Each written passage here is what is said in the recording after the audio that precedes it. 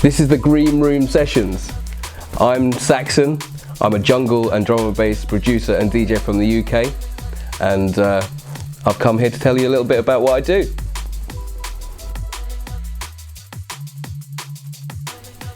Who is Saxxon?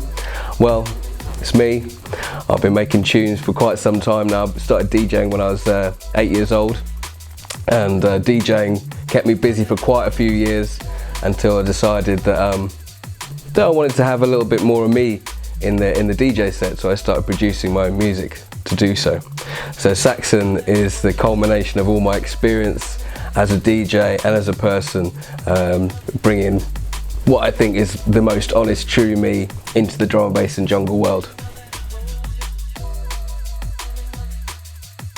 My name, the name Saxxon, comes from two things. When I chose the name Saxxon, I just recently, I'd lost my best mate, my dad. He was called Norman, so there's a little bit of a play on the Saxons and the Normans. And the reason there's two X's in there is because as a bit of an old school gamer when I was younger, one of my favourite, most addictive video games was Saxxon with two X's, so that's how the spelling came about. So that's where it comes from, and it's also geographically where I grew up. It was very much like a Saxon landing ground. There was loads of Saxon history there, so it's sort of tied into where I was from. So it's representing my roots as much as everything else. So musically, influences for me musically growing up were broad, because I was the youngest of 7 kids on my dad's side. My father was a jazz musician. His dad was a music teacher. My mum was into Motown and all that kind of soulful music. So I love all those kinds of things. And then all my sisters, they all had their own individual music taste that they were all showing me when they were looking after me. They were much older than me, so when they were babysitting, I was in their car, they were playing me all the stuff they liked. And really, I think what helped me out of that is because it was such a massive mixing pot. I didn't like it all. It was a really fast way of me developing my own taste by going, nope, I don't like that, I like that. This sounds me. This one I really feel this, and I think that's really helped when it comes to producing my own music, to hone into truly what I feel. So hopefully, when you hear my music, you'll be hearing a little piece of me and a few stories from me that I possibly couldn't tell you in words that I could tell you in music. How did I get into DJing? Well, when I got into DJing, I didn't have any friends that DJ'd. I didn't know what DJing was, and I was on holiday with one of my sisters, Lee, and my mum and my dad, and we were in a place called Gran Canaria off the coast of Africa for a little trip, and it was my mum and dad's anniversary. So my sister Lee had to babysit me for the evening, and she'd actually started seeing the bouncer of one of the nightclubs a couple of the nights before. She'd hooked up with this bouncer guy, so she still wanted to see this bouncer. So she grabbed me and said, "Look, don't tell mum and dad. We're going to go to a nightclub. If you don't tell them, you can come in." Blah blah blah. I would have had to have gone anyway, because she definitely wanted to see this bouncer. So she took me along, and while she was chatting with the guy at the door, I was on the dance floor. As I said, I was about 7 years old. I think there was a bit of Michael Jackson on at the time. I was throwing some shapes, and the DJ, I caught his attention because I was the only little kid in the whole club, obviously. And he started chatting to me, going, "What's up?" and asking me what music I was into. I was really interested in all this equipment he had. I'd never seen anything like it. As I said a minute ago, obviously I've got lots of musical influence in my family, but certainly not in the electronic sense or in the disc jockeying sense. So he took me around there and showed me everything. He showed me what he was doing with the music and when he was playing certain tracks, and it blew my mind, and I was loving what he was playing anyway. And as soon as I got home from that holiday, I went to a local market, a local second-hand market, like a car boot sale in Norfolk in England, and with either my pocket money or a bit of my dad's help, found some scratchy old turntables. I know they didn't have pitch controls on them. They were just record players. I had 2 of them, and I believe a made-to-fade mixer. And that was my first setup, and that was when I was about 8 years old. And I had no friends that were into it. I had nobody apart from this one DJ in another country that showed me DJing to refer to. No internet to check on. So I was just going to the car boot sales, buying any vinyl that I liked the cover of, bringing them home, hoping I liked what was on there. And I just thought at the time, really, I hadn't picked up everything he taught me or tried to show me. I just thought at the time it was all about scratching the next tune in, and it wasn't for quite some time before I realised it was about blending the music together. But you know, I had to teach myself pretty much, so it was a long road, but I'm glad I started when I did. My mates thought I was very weird not wanting to play football and wanting to play with records, that's for sure. Initially, there was lots of friends of mine that produced, as I'd been DJing for quite some time. There's lots of friends of mine produced and said, you know, I've got ideas and I should start producing. And I was really scared of losing that beautiful thing you get with drum and bass, where if you listen to a track, at the time there was no internet to see what the artist looked like. The only reference you had for a visual thing in your mind was perhaps the artwork on the sleeve.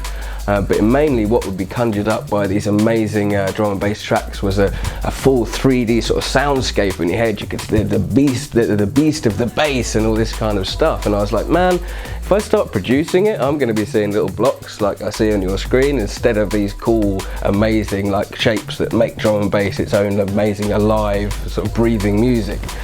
And it wasn't till I went to Rapture Records in Colchester that I pulled out a chunk of white labels this big, and I was trying to buy plenty of tunes for my set, and I think I'd been paid quite well that week, and I was willing to spend a decent chunk of money on some vinyl, and I was going through record after record after record, and I didn't want to buy a single thing. So it was at that point that I decided, you know what? It's time to take that step and forget about potentially losing these amazing visuals in your mind from drum and bass, and just create some music for my set that nobody else has, because I can't spend money in this record shop. And I've been through the last 3 weeks releases, and at the time there was nothing there that was new to me, that I didn't already have another track a little bit like that was really worth putting my money on the counter. So at that point I decided to go about trying to create my own tunes to make my DJ sets have an edge. I never wanted to release anything at all. That's other people. I only wanted to create music for my DJ sets.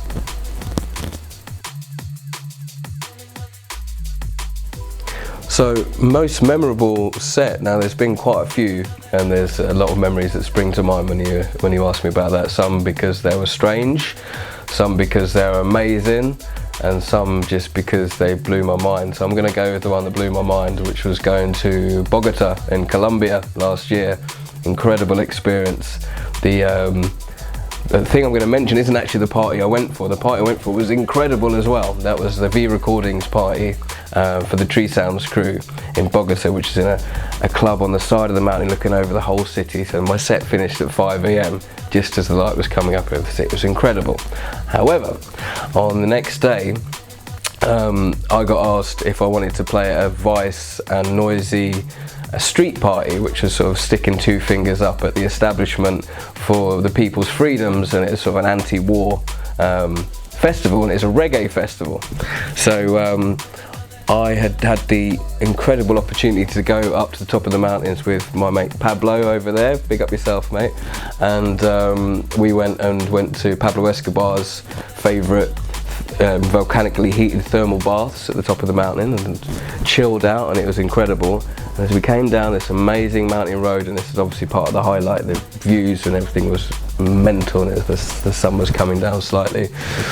We came down on one of the motorways you could still see above the city, and they pointed out where the party was happening, and it looked mad. It was mental and huge. And we pulled down, got out of the cab, and I was sort of ushered through the crowd, and it was heaving, and everybody's super good vibes, killing it with the reggae. And I thought I might have had a few minutes to sort of get in the groove, but I literally got chaperoned straight from the taxi all the way through the crowd directly to the turntables, and I had no idea what this crowd was how they were going to react to jungle and drum and bass being put on after sort of 6 hours of reggae music. And as much as the night before at the V party, I discovered that, you know, Colombians were possibly the most passionate people in the world for drum and bass, which I didn't know. They knew everything, history, they knew all my tunes back to square one. they know their drum and bass and they absolutely love it. So I didn't know what this reggae crowd were going to be like. However, it was nuts and the crowd was incredible. Everybody on the system, the sound system side, was super good vibes, and then their sort of top reggae MC came down and sparred with me. He jumped on and he did a wicked live vocal over one of my new tracks, and that was a definite highlight. And just generally to get the feeling that everybody there was this lovely unified feeling in the dance, because we were all together as one against, you know, pointless loss of life, etc. And that euphoric feeling that was coming through the crowd and being reciprocated was a definite highlight in my calendar. Yes, so I've been very, very blessed to be able to come to the United States a couple of times and play my music. And what are the differences, the fundamental differences between the UK and the US from a DJ's point of view? Fundamentally, not a great deal. Now, in certain areas in the UK, especially at the moment, drum and bass is really, really popular. It's popping off and going off. People understand the tunes, they're starting to get into the history, the new people are coming in and they're enjoying it. Now, in the States, what I'll point out is even if I've played at something where it's a market that's very much not a hot drum and bass market, and there might have only been a handful of people there, one thing I'll tell you that's a consistent thing with the United States gigs is whether it's a handful of people or the place is rammed, if they've come to the drum and bass event, they've come because they want to hear the music and they want to hear the new tunes. And the passion that I get back from those people is amazing, and it's always worth it. Whether it's 50 people or 500 people, it's always worth it, because people in the States really seem to appreciate somebody making the journey from the UK to bring the music, so that's obviously a great feeling for me. And also as far as the passion, I can really feel it in every single individual that comes to the dances, so I love that about coming here.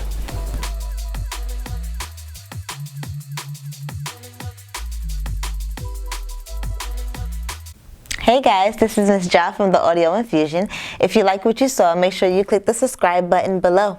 Thanks for watching.